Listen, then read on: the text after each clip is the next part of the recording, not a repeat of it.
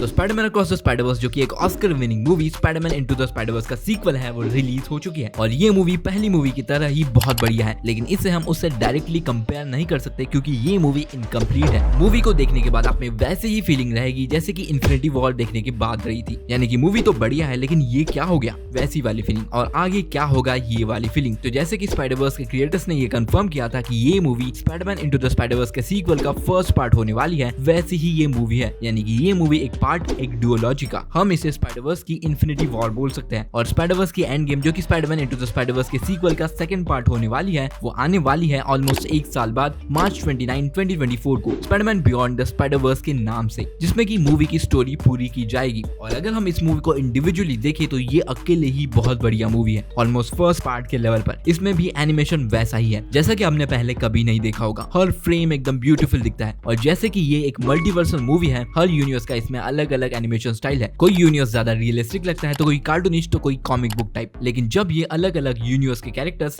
Interact करते हैं उनका एनिमेशन स्टाइल उनका ओरिजिनल ही होता है, जो कि काफी ज्यादा इंटरेस्टिंग था देखने में। और इसीलिए इस मूवी को थिएटर में देखना तो बनता है, ये उसी के लिए बनी है। इसका म्यूजिक भी बढ़िया था, स्पेसिफिकली मिगुएल ओहारा का बैकग्राउंड म्यूजिक जो कि मुझे बहुत ज्यादा सही लगा। और अगर बात करें कि ये मूवी है क्या बिना स्पॉयलर्स के, तो जैसा कि हमको ट्रेलर में दिखाया गया था, इस मूवी में एक नए विलन को इंट्रोड्यूस किया गया है द स्पॉट के नाम से, जो कि ट्रेलर में उतना खतरनाक नहीं लगता, लेकिन ये कैरेक्टर मूवी के चलते चलते इवॉल्व होता है और एक थ्रेड बन के सामने आता है। तो the spot multi dimensional portals खोल सकता है और ये किसी तरह प्रॉब्लम बन जाता है स्पाइडरवर्स के लिए। मिगुएल ओहारा अलग अलग स्पाइडरमैन की टीम बनाता है द स्पॉट से लड़ने के लिए और उसमें माइल्स भी शामिल होना चाहता है लेकिन नहीं हो पाता और किसी वजह से सारे स्पाइडरमैन उसके पीछे पड़ जाते हैं, जिसका कि एक वैलिड रीजन हमको दिया है मूवी में। और अगर बात करें मल्टीवर्सल स्पाइडरमैन की तो हमें बहुत से स्पाइडरमैन दिखाए जाते हैं, लेकिन मैं सबसे ज्यादा एक्साइटेड था इंडियन स्पाइडरमैन पवित्र प्रभाकर के लिए। और उसी के यूनिवर्स को दिखाते हुए हमें इस मूवी में इंडिया को दिखाया जाता है और उस यूनिवर्स को इस मूवी में कहा गया है मुंबैटन। और अगर बात करूं इंडियन रिप्रेजेंटेशन की तो मुझे वो ठीक ठाक लगा। हमें एक सिटी वाला एरिया दिखाया जाता है जो कि काफी क्योटिक था, उसमें बहुत सारा ट्रैफिक था, बहुत से लोग थे, बेसिकली इंडिया ही था। लेकिन इंडियन स्पाइडरमैन के पास उतना कुछ करने को नहीं था मूवी में, वो एक साइड कैरेक्टर की तरह फील होता है अपने ही यूनिवर्स में। लेकिन मूवी में ये भी हिंट दिया है कि वो वापस आने वाला है next movie beyond the Spider-Verse में। और अगर बात करें बाकी स्पाइडरमैन की जो कि हमको टीजर में दिखाए गए थे, तो उनको उतना ज्यादा टाइम नहीं दिया गया है। दूसरे यूनिवर्स के स्पाइडरमैन जिनको कि हमने लास्ट मूवी में देखा था, उनको छोड़कर इंडियन स्पाइडरमैन के यूनिवर्स को ही सबसे ज्यादा स्क्रीन टाइम दिया है मल्टीवर्सल स्पाइडरमैन में। लेकिन हमें स्पाइडरमैन के अलावा कुछ कैमियोज भी दिखाए जाते हैं जो कि टोटली अनएक्सपेक्टेड थे। इनमें से कुछ तो लाइव एक्शन भी थे, लेकिन कैमियो से ज्यादा कुछ एक्सपेक्ट मत करना, वो बस कैमियोज ही हैं, ना कि स्पाइडरमैन नो वे होम की तरह एडिशनल कैरेक्टर्स। और उसकी बात करेंगे स्पॉइलर वाले रिव्यू में। फिर बात करते हैं इस मूवी की स्टोरी की जो कि बहुत ज्यादा मैच्योर थी।